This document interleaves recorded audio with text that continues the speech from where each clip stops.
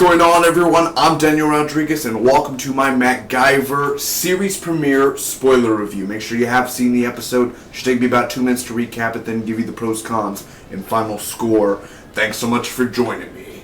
So we begin MacGyver with MacGyver himself at this party. So he's in this mansion, he gets past security, and he finds a biological weapon. After that, a bunch of security guards are coming, a really cool action scene takes place. He gets on the boat, man, he tells his friend once he gets outside the mansion, start the damn boat. Gets an Indiana Jones kind of feeling there. So once he's back on land on the other side, Nikki is shot, and MacGyver shot as well. He falls in the water. We jump 3 months later.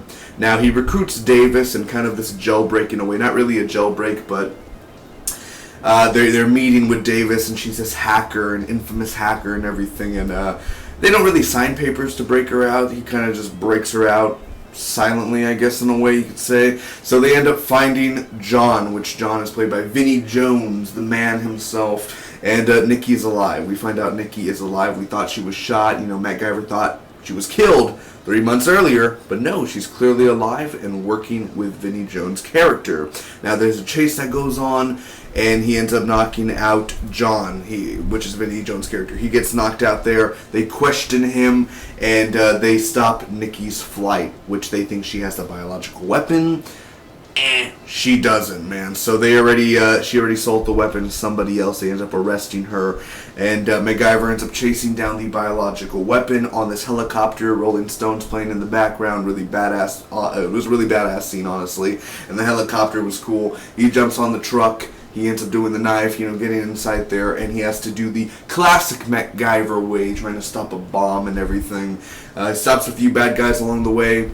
End of the day, he ends up stopping it, and a big explosion goes off as usual for MacGyver. Now, Nikki ends up escaping. You remember she got arrested, but she ends up escaping off the back of the cop car, which is kind of weird when I think about it.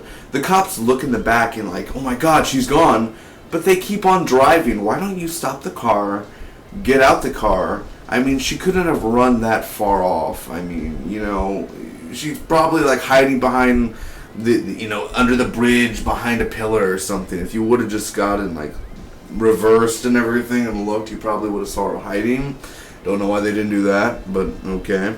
Anyway, at the end they finally find and build a foundation for the Phoenix Foundation, the DXS or whatever, the DTS, whatever they had before. That's over with. Now it is the Phoenix Foundation, brought to you by MacGyver.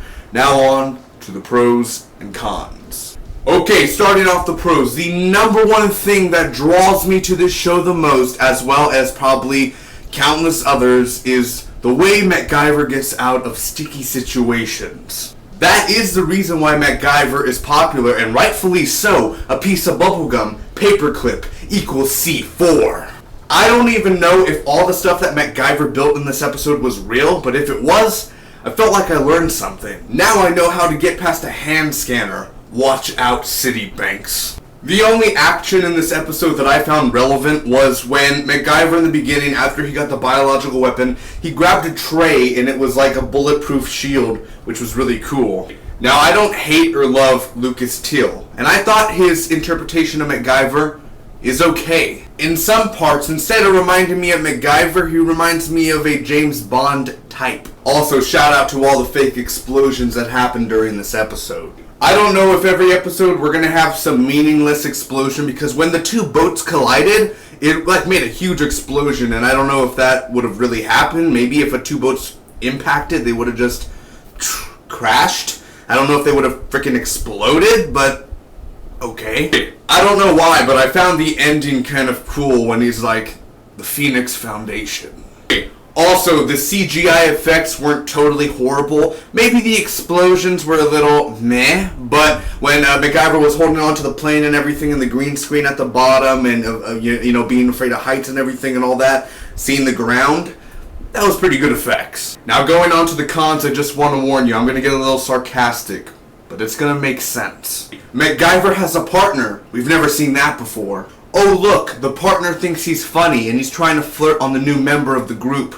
We've never seen that before. Oh look, there's a hacker a part of the group. We've never seen that before. Oh great, MacGyver has a boss that he reports to every episode. We've never seen that before. Huh, and a character that faked their death and turns out to be evil. We've never seen that before. Now I have seen a lot of TV. I've seen duplicates and I've seen new original content ideas. But MacGyver's, yeah, it's one of those case of the week things, I'm assuming, just like Lethal Weapon is. MacGyver's roommate is unaware of his real job. Never seen that before. And honestly, his roommate doesn't seem that intelligent, and he's annoying. Also, personally, CBS, ew.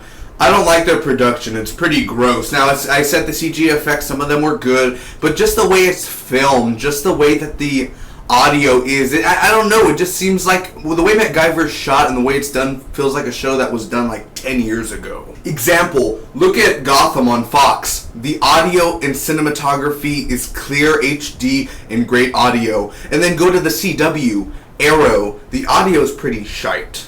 And you can obviously tell when they're using stunt doubles, by the way. I see you, CW Productions.